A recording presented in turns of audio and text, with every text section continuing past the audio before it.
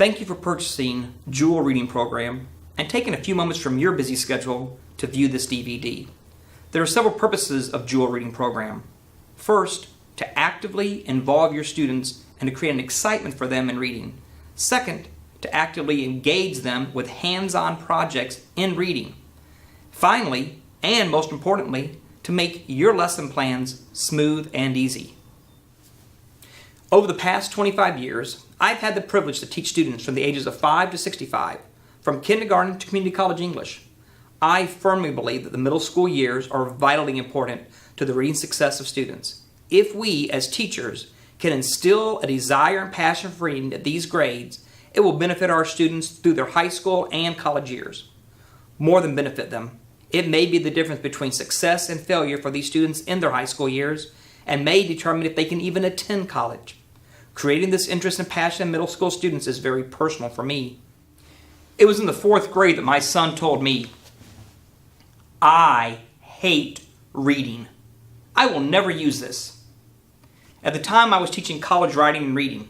I quickly found a way to return to the middle school classroom to teach my own son. As I saw the books that were being used, the same ones that I had used years before, I knew that my child deserved something better. This launched Juhl reading program. I needed something that would create this reading spark for my own son. But now, to be honest, it is the most fun I have ever had teaching. I look forward to my daily reading class. Oh, and my son? He scored out the roof on ACT reading scores and is now a junior honor student in college. He is working on his history major and reads more pages in a week than I read in a year. Come on, let's learn how to enjoy reading. Now, this DVD won't go over scheduling or language art curriculum. Instead, we're just going to concentrate on how to use Juhl reading program. The best way to learn it? Well, let's just do it. And at the end, we'll go over some things that will help make the lessons be smoother for you. Now, the book actually begins before you even hand it out. We're going to create some excitement, some buzz about the book. Build it up. Get the kids excited about what they're going to be reading. We would do that by me beginning saying something like this. Okay, guys, you're going to love this next book. It's a great story, and we're going to eat some pretty cool things. Like what? Well, some things that you've probably eaten before, and some you've probably never even tried. Is there a movie that goes along with it? There's actually a DVD we'll watch, but the book was actually never made into a movie. What's the name of the book? The name of the book is... I even emailed parents to tell them to ask their student what the next book is that the class is reading. After creating the excitement, we start the book with the See It section. All right, class, you ready to start your next book? We're going to do our next See It activity. I'm going to give each of you a thing of Play-Doh and a paper towel.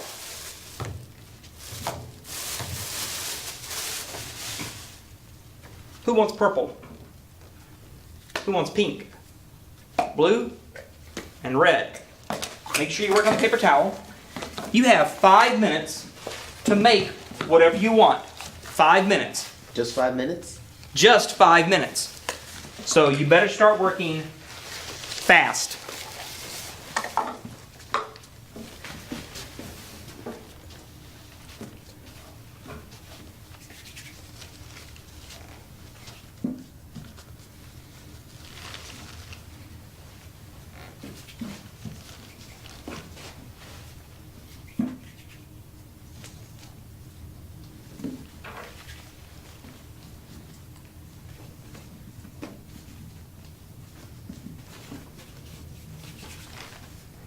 Rachel's making a table.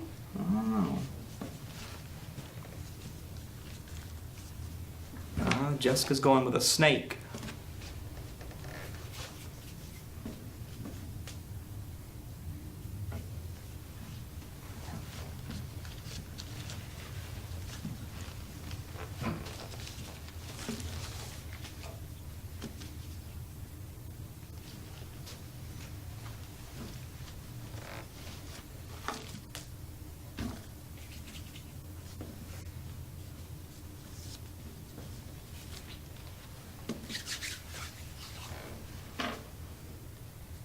An elephant.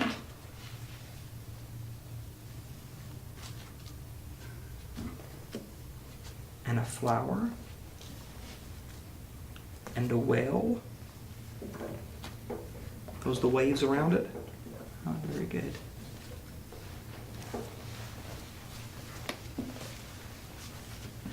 And a python with a mouse.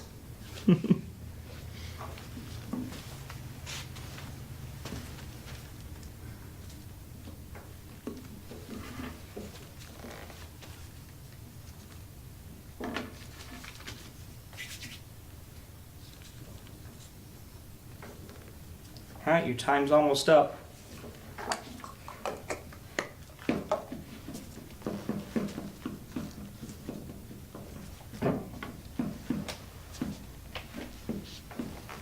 All right, so now we have a snake with a rat, a whale in the ocean, a flower, and a miniature elephant.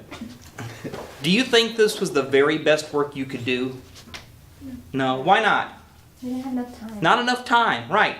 What could you do that would make your work better? Maybe take what you've worked on and start over, right? Everybody take what they've worked on, smash it back together, and now I'm going to give you 15 minutes to make something a little better. Go ahead, your time starts now. All right, you guys have now spent 15 minutes instead of 5 minutes making your Play-Doh creations. Let's see what you've done.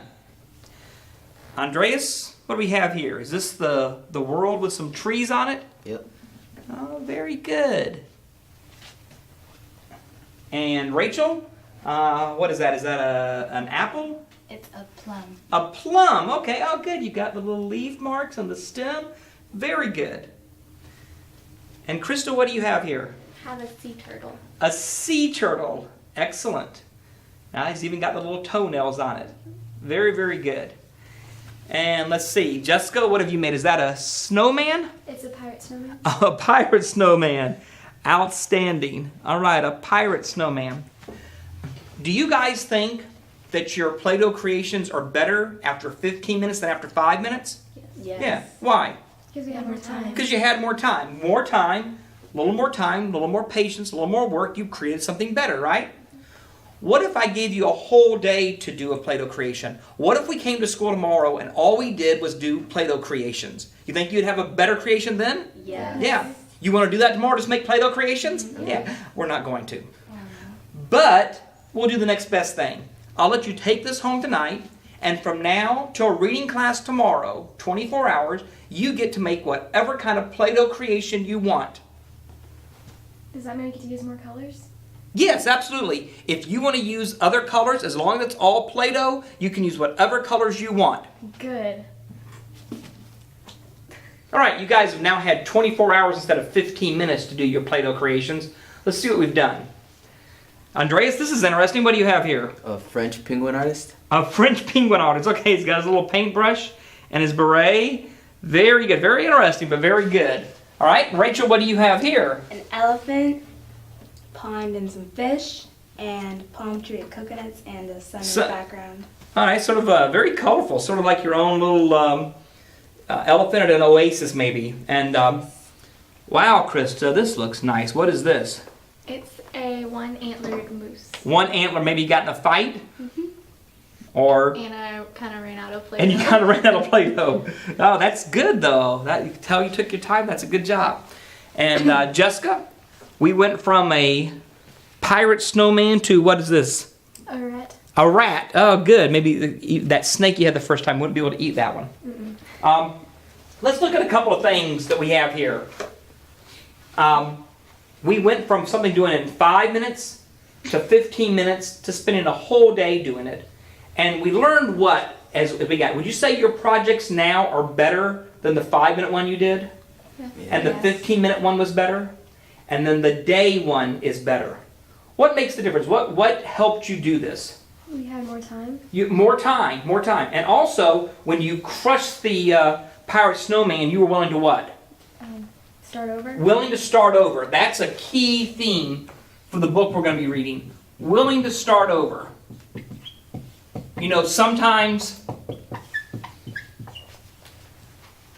we do things and they're not our very best, are they? And we have to be willing to start over. What are some things that you could be willing to start over and take your time and do right? Practice basketball. Okay, practice basketball. Maybe become a better dribbler, better shooter. Even though you already do those things, you can start over and practice more now. What else can we do? Homework. Absolutely homework. Instead of rushing through to make sure we have the homework done, we can make sure we're actually learning it. What else can we do? Cleaning your room. I'm sure your parents would appreciate that. Instead of cramming things under the bed or in the closet, you can actually take your time and do it right the first time. Okay guys, now that we've finished the See It activity, we're going to start reading the book. The book has the theme of willingness to start over, and that's what you're going to find from the story. The book we're going to read is a true-to-life story. It actually is about the author's grandmother and her travels from Mexico to the United States. The name of the book is Esperanza Rising. The story takes place about 80 or 90 years ago. Go ahead, as you get the books, go ahead and start flipping through them. Get to know the book a little bit.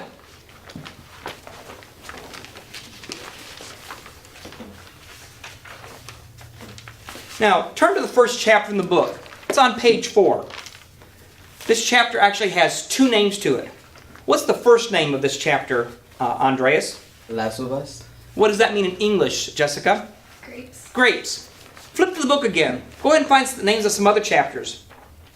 What you're going to find is that each chapter is named after either a vegetable, a fruit, or a nut. Here's what we're going to do when we read the book and we do the worksheets. We're going to eat whatever the fruit, the vegetable, or the nut is the name of the chapter. So since the name of chapter 1 is grapes, guess what we're going to eat today? Grapes. Grapes. Go ahead, Andreas, take some out and pass them around to everybody else. While you're doing that, I'm going to pass out a worksheet.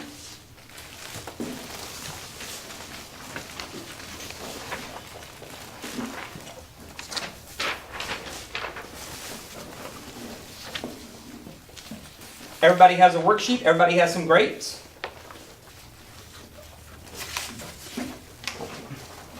Let's take a second to look at this worksheet. This worksheet actually has 3 parts to it. The first part asks you to use these clues to find a word in the chapter. The words come in chronological order. So number 1 is the first clue you're going to come to, number 2, and so forth, all the way down to clue number 9. Once you find the word that matches this clue, write it in the blanks below. There's 1 blank for each letter of the word. When you're done with that, move to part 2 of the worksheet. Part 2 of the worksheet asks you to circle the letter that goes with the number in the parentheses. So in word number 1, you're going to circle the second letter. Once you circle all those letters, you're going to come up with a word. You're going to write that word in the blank below. That word is the theme of this chapter. We're then going to take that theme and write a paragraph about how grapes and that word, that theme, are shown throughout the chapter. The third thing you then do is at the bottom. You're going to use your sticky notes. As you're reading, you're going to find 3 interesting thoughts or questions that come to your mind. Mark those in your book so we can discuss them tomorrow. What I do with each worksheet is hand it out to the students. We then do the chapter 1 worksheet together. I give the students the answer. I then give them 10 points for the discussion, 10 points for the initial See It activity, and the worksheet's worth 30 points. We do this entire worksheet together. I make sure each student knows how to do the worksheet and has done it correctly. That is now 50 points. Students now have a grade out of 50 out of 50, which means they have 100% and 50 points in the bank in the grade book. They now have to work to not pass this class. So after they have the worksheet, we'll work on it in class. I'll then send them home with it, and they'll come back the next day with the worksheet completed for us to grade together. Now remember, take your time the first 2 days. Really let the students soak it in and enjoy it. After everyone has had the opportunity to show their See It activity, move on to the Do It activity. Do It activity could be worksheets or character mapping. Spend time at the end of the second day and the beginning of the third day to go over what you expect of students. If it's a worksheet, go through all the answers. Make sure they understand how to do it and that they get every question right. That way students start off this lesson with 40 or 50 points already in the grade book. What a great experience for them to start off with 100%. Now they have to work to not have a passing grade. This now moves you into the do-it part of the book. Although each book's do-it activities may be different, this lesson will give you a good example of how the lessons flow. For example, in Esperanza Rising, students will read the book each day, eat the food that begins the chapter, and will finish the worksheet. In this book also, students are to write down 3 interesting thoughts or questions to discuss after each chapter. Make sure that when you have discussions that each student is allowed to express his or her opinion. I use the phrase student-led but teacher-directed discussion. This means the discussions are initiated by the student, but the teacher determines what direction it's going to go. Here's how it goes. All right, you've now all had all night to finish your worksheets. Everybody show me that your worksheets are done. Excellent. Let's go around the room and read their answers. If you don't have a correct answer, then please change your answer to the correct answer. Remember, our purpose for this first worksheet is for everybody to get the answers right, so that everybody starts off with 30 points on this worksheet. Let's start up here with you, Andreas, and we'll just go around the room. Go ahead, Andreas. What's number 1? Number 1 was Poppy. Poppy? Black. Mustache. Quinceañera. Birthday. Porcelain. Trunk. Oaxaca. Fiesta. Good. Those are all right. So if you don't have the right one, write it down. Now, you are to take the letters and put them in order down below, and it's going to spell out a word. What word did it spell for you? Abundance. Abundance. Good. Now, we will write a paragraph on abundance. Rachel, let's hear your paragraph on abundance. Read nice and loud for us. Esperanza has a life of abundance. She has a father, mother, and grandmother that loves her dearly. She lives on a large ranch in Mexico with many servants. She's about to celebrate a birthday and will have a wonderful party, fiesta, with her family and friends. The grapes represent this abundance in that they are what help to finance the farm. They are abundant on the farm. Things are pleasant and easy for Esperanza. All right, let's look at the theme of abundance for this chapter. Esperanza has abundance in love. She has abundance in family and servants that care for her. The farm also has abundance in grapes. All of those grapes give her an abundance of money, so she has an abundance of things. So everything in Esperanza's life is going along really well. That makes sense to everyone? Right? Now I want to see what your questions and thoughts were about from this chapter. What are some questions or thoughts you had about this chapter? Yeah, Andreas? I found it interesting that her family is so rich. You told us that her family is coming to America, but don't usually families that are rich and come to America, they don't usually leave nice houses behind. Okay, that's a good point. What does that make you think? It makes me think that something bad is going to happen to their house, so that makes them have to leave. Well, think about this. What does the word Esperanza mean? Hope. Hope. So why would you need hope? Because you have no hope. Oh, that would be why your hope is rising. So something bad happens and she has to have her hope rise. Can we read chapter 2? Yeah, I was just getting ready to assign that. It sounds easy, but these are actual discussions that have taken place in my classroom when lessons create an excitement for reading. While doing the book, you will use the experience section of the lessons. In this book, students actually experience the book every chapter as they eat the title of the chapter, whether it be grapes or almonds or even asparagus. In the experience it section, though, the students will set aside the book for the day and do something similar to what the characters in the book are doing. For example, in Esperanza Rising, students make yarn dolls similar to the ones made in the book.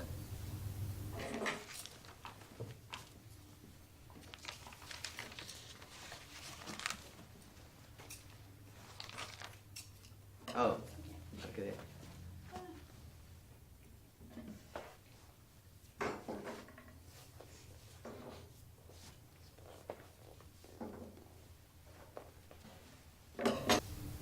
These activities can range from eating something, making something, or watching something. Other experience it activities in this book involve watching a video on Mexican life in the 1930s and migrant farm workers in Southern California. In the book A Single Shard, Tree Ear follows a farmer whose backpack springs a hole and begins spilling rice. Tree Ear collects the rice from the ground. Students reading this book will experience it. They will spend 45 minutes trying to collect enough rice to fill a small paper cup. What I do as a teacher is go outside and take this 5-pound bag of rice and spill it out all over the grassy area. I then give each student a cup and tell them to go outside and collect enough rice to eat for the evening. It really helps them experience what Tree Year experienced in the book. In the book Shepherd Warrior, students will make a paper cutout of Goliath and use a real slingshot to try and kill Goliath. They'll also dress up as a shepherd. They will, in essence, experience what David experienced. These activities make the book come to life for the students. They experience the book, enjoy these moments. Final projects are known as Live It activities in Juhl reading. These activities are used to help the students use the concept and themes discovered in the book to reach out to others in the community. Live It activities also are used to create a deeper, more meaningful academic experience for the students. Early in the book, the teacher should explain these activities thoroughly to the students. All right, guys, we have 4 Live It projects for this book. I'm going to hand this out to you so each of you has the project so that make sure you're clear of what you're supposed to do. And then at the end, you can ask questions. The first final project is to memorize at least 10 proverbs from the Bible. Remember, Esperanza's father gives the quote, "Wait a little while and the fruit will fall into your hand." What a great proverb. There's a website there that will help you find the proverbs. The second final project is to do a 10 to 12 slide presentation on PowerPoint.